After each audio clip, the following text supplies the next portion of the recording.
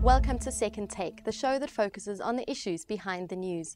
Earlier this week, a designated advisor to listed Wescoal was found guilty of insider trading and made to pay an administrative penalty of 150,000 rand. Mining Weekly editor Martin Creamer is with me in the studio to tell us more about this. Welcome to Second Take, Martin. Thanks, Shannon. Firstly, what is insider trading? And secondly, how is Wescoal involved? Insider trading is something that happens when you've got privileged information and you act on it. So you might have privileged information which shows that a company is going to be in a beneficial position if it does a certain deal.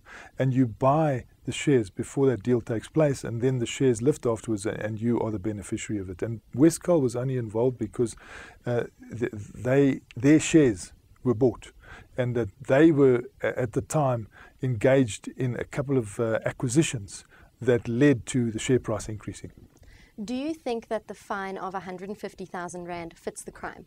Well, I think that when you're dealing in these sort of activities, people are making a lot of money, and if the fine is low, it's not going to be a deterrent. So I think that they have to look to finding these, introducing these administrative penalties at good levels. And you can see that the Johannesburg Stock Exchange is very determined to stamp out insider trading. I mean, they've got a 30-page booklet on it, and they go into a lot of detail about how it damages the reputation of their market and how it actually hurts poorer people who don't get access to that same information.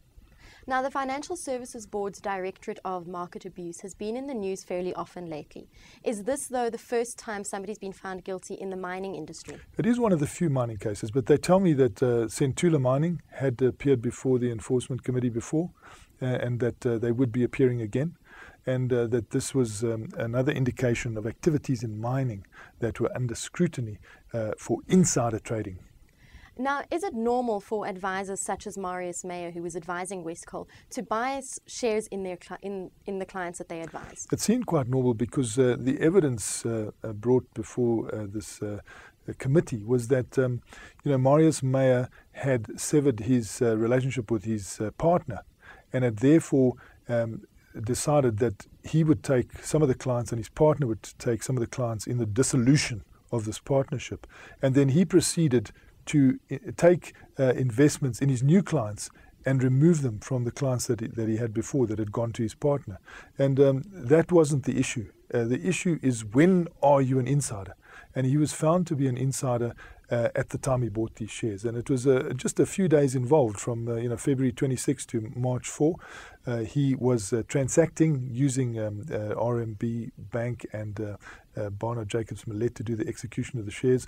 And the judge said that he is an insider in their view, and that is Justice Frikkie Illoff and his team, and that they found that the counts against him brought by the Financial Services Board were adequately established, as they call it, which in the same way you can say that he's found guilty of insider trading. I understand that Marius Meyer may be appealing because his defense is that he was buying shares across a broad spectrum of new clients, and that he was under the impression that the deal wouldn't go through. It eventually did go through, and the moment he said he knew that this deal was definitely going through, he stopped his purchases. Thank you very much for the information, Martin. It's a great pleasure, Shannon. That's the show for today. Join us again next time for more insight into the happenings of the mining world.